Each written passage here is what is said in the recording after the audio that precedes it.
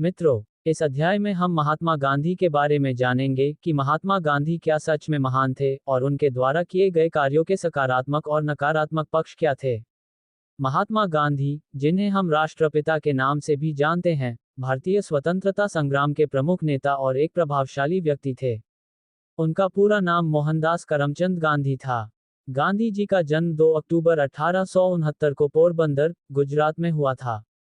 उन्होंने सत्य और अहिंसा के सिद्धांतों के माध्यम से न केवल भारत को स्वतंत्रता दिलाने में महत्वपूर्ण भूमिका निभाई, अपितु वैश्विक स्तर पर भी उन्होंने लोगों को शोषण से मुक्ति और स्वतंत्रता प्राप्ति के लिए प्रेरित किया।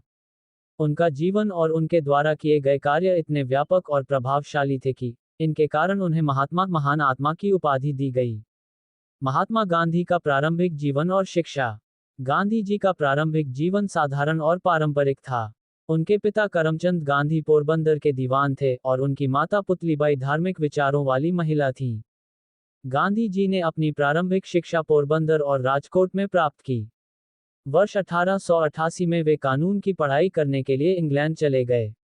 वहां उन्होंने कानून की पढ़ाई पूरी की और वर्ष 1891 में महात्मा गांधी भारत लौट आए।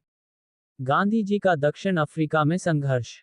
गांधी जी के जीवन में एक महत्वपूर्ण मोड़ तब आया जब वे वर्ष 1893 में एक कानूनी मामले के सिलसिले में दक्षिण अफ्रीका गए। वहां उन्होंने भारतीयों के साथ होने वाले रंगभेद और अन्याय का सामना किया। इस दुखद अनुभव ने उन्हें गहरे स्तर पर प्रभावित किया और उन्होंने दक्षिण अफ्रीका में रहने वाले भारतीय समुदाय के अधिकारों के लिए संघर्ष शुरू कर दिया। गांधी जी ने सत्याग्रह, सत्य के लिए आग्रह का सिद्धांत अपनाया, जिसमें अहिंसक प्रतिरोध और नागरिक अवज्ञा शामिल थे। उनके इस संघर्ष ने दक्षिण अफ्रीका में रहने वाले भारतीय समुदाय की दशा को सुधारने में महत्वपूर्ण योगदान दिया। भारतीय स्वतंत्रता संग्राम में गांधी जी की भूमिका। वर्ष 1915 में गांधी जी अफ्रीका से भारत लौटे और स्वतंत्रता संग्राम में सक्रिय रूप से शामिल हो गए। उन्होंने ब्रिटिश सरकार के खिलाफ कई अहिंसक आंदोलनों का नेतृत्व किया। इनमें से कुछ प्रमुख आंदोलन थे। चंपारण सत्याग्रह वर्ष 1917। ये गांधी जी का भारत में पहला सत्याग्रह आंदोलन था। बिहार के चंपारण जिले में नील की खेती करने वाले किसानों पर अंग्रेज सरकार के द्वारा किए जा रहे अत्याचार के खिलाफ यह आंदोलन किया गया था। गांधी जी की नेतृत्व में यह आंदोलन सफल रहा और किसानों को अंग्रेजी शोषण से मुक्ति मिली। खिलाफत आंदोलन वर्ष 1919 से वर्ष 1924।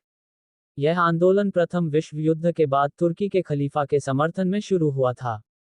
गांधी जी ने हिंदू मुस्लिम एकता को बढ़ावा देने के लिए इस आंदोलन का समर्थन किया। असहयोग आंदोलन वर्ष 1920 से वर्ष 1922। गांधी जी ने भारतीय जनता को अंग्रेज सरकार के खिलाफ असहयोग करने का आह्वान किया। उन्होंने भारतीय जनता को ब्रिटिश संस्थानों, स्कूलों और सरकारी सेवाओं का बहिष्कार करने का सुझाव दिया। हालांकि, उत्तर प्रदेश के गोरखपुर जिले के चौरी चौरा नामक स्थान पर हुई हिंसक घटना के बाद उन्होंने इस आंदोलन को वापस ले लिया। नमक सत्याग्रह वर्ष 1930। नमक कानून के खिलाफ यह आंदोलन गांधी जी की एक महत्वपूर्ण पहल थी। गांधी जी ने दांडी यात्रा की, जिसमें उन्होंने 240 मील की यात्रा कर समुद्र से नमक बनाकर ब्रिटिश कानून का उल्लंघन किया। इस आंदोलन ने ब्रिटिश सरकार को हिलाकर रख दिया। भारत छोड़ो आंदोलन वर्ष 1942। द्वितीय विश्व युद्ध के दौरान गांधी जी ने करो या मरो के नारे के साथ ब्रिटिश सरकार से भारत छोड़ने की मांग की। भारत छोड़ो आंदोलन व्यापक स्तर पर फैला और इस आंदोलन के प्रारंभ होते ही कई स्वतंत्रता सेनानियों को गिरफ्तार कर लिया गया। गांधी जी के सिद्धांत। गांधी जी के जीवन और उनके संघर्ष में कुछ प्रमुख सिद्धांत थे जो उन्हें महान बनाते हैं। अहिंसा। गांधी जी ने हमेशा अहिंसा, नॉन वायलेंस के मार्ग का अनुसरण किया। उनके लिए अहिंसा केवल शारीरिक हिंसा का अभाव नहीं था, अपितु इसमें मानसिक और भावनात्मक हिंसा का भी निषेध शामिल था। गांधी जी का मानना था कि अहिंसा सबसे शक्तिशाली हथियार है। सत्य। गांधी जी के लिए सत्य, सत्याग्रह सर्वोपरि था। वे सत्य को ईश्वर मानते थे और जीवन की हर परिस्थिति में सत्य के मार्ग पर चलने का प्रयास करते थे। स्वराज। गांधी जी का सपना था कि भारत केवल राजनीतिक रूप से ही स्वतंत्र न हो, अपितु सामाजिक, आर्थिक और सांस्कृतिक रूप से भी आत्मनिर्भर हो। गांधी जी का स्वराज का सिद्धांत स्वशासन और आत्मनिर्भरता पर आधारित था। सरल जीवन। गांधी जी का जीवन बहुत ही सरल और सादगीपूर्ण था। वे खुद को आत्मनिर्भर बनाने और अनावश्यक उपभोग से दूर रहने पर बल देते थे। सर्वोदय। गांधी जी का सर्वोदय का सिद्धांत सभी के कल्याण की बात करता है। उनके लिए किसी एक वर्ग या समुदाय का विकास पर्याप्त नहीं था, बल्कि समाज के हर व्यक्ति का समग्र विकास महत्वपूर्ण था। गांधी जी के कार्यों के नकारात्मक पक्ष या आलोचना। गांधी जी के जीवन और कार्यों की कई बार आलोचना भी की गई है। उनके अहिंसक आंदोलनों को कई बार विफलता का सामना करना पड़ा, और कुछ लोगों ने उनकी रणनीतियों को अव्यावहारिक माना। इसके अलावा, उनके व्यक्तिगत जीवन और कुछ फैसलों को लेकर भी विवाद रहे हैं। दलितों के प्रति दृष्टिकोण। गांधी जी के दलितों के प्रति दृष्टिकोण को लेकर भी उनकी आलोचना की गई। Doctor B.R. अंबेडकर ने गांधी जी की आलोचना की थी कि उन्होंने दलितों के अधिकारों की अनदेखी की है। हालांकि, गांधी जी ने हरिजन आंदोलन के माध्यम से दलितों के उत्थान के लिए काम किया। ब्रिटिश सरकार के साथ सहयोग। कुछ लोगों का मानना है कि गांधी जी ने कई मौकों पर ब्रिटिश सरकार के साथ समझौता किया, और इससे स्वतंत्रता संग्राम कमजोर हुआ। उन्होंने तत्कालीन वायसराय लॉर्ड इरविन के साथ हुए समझौते में भगत सिंह, सुखदेव, राजगुरु की फांसी टलवाने का कोई प्रयास नहीं किया। ये भी उनके कार्यों का नकारात्मक पक्ष रहा।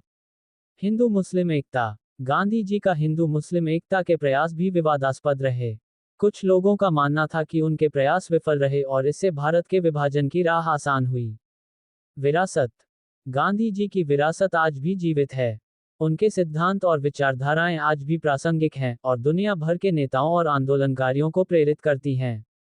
Martin Luther king junior, Nelson Mandela और कई अन्य वैश्विक नेताओं ने भी गांधी जी के अहिंसक संघर्ष से प्रेरणा ली। गांधी जी का योगदान केवल भारत की स्वतंत्रता तक सीमित नहीं था, अपितु उन्होंने वैश्विक स्तर पर अहिंसा और सत्याग्रह के सिद्धांतों को स्थापित किया। उनके जीवन और कार्यों का अध्ययन हमें सिखाता है कि कैसे सत्य, सरलता और अहिंसा के माध्यम से बड़ी समस्याओं का समाधान किया जा सकता है। संक्षेप में कहें तो, महात्मा गांधी सच में महान थे। उनके सिद्धांत और उनके कार्यों ने न केवल भारत को स्वतंत्रता दिलाई, अपितु दुनिया भर में लोगों को अन्याय के खिलाफ अहिंसक तरीके से संघर्ष करने की प्रेरणा दी। उनकी महानता का प्रमाण उनके जीवन के हर पहलू में देखा जा सकता है, चाहे वह उनके संघर्ष हो, उनके सिद्धांत हो, या उनकी सरलता। उनके विचार आज भी मानवता के लिए प्रेरणा स्रोत हैं और हमेशा रहेंगे। मित्रों, आशा है कि यह अध्याय आपको पसंद आया होगा। सनातन और भारत से संबंधित इसी तरह की और भी महत्वपूर्ण जानकारी प्राप्त करने के लिए आप अपने इस चैनल सनातन और भारत से जुड़े रहे। आपको सादर प्रणाम।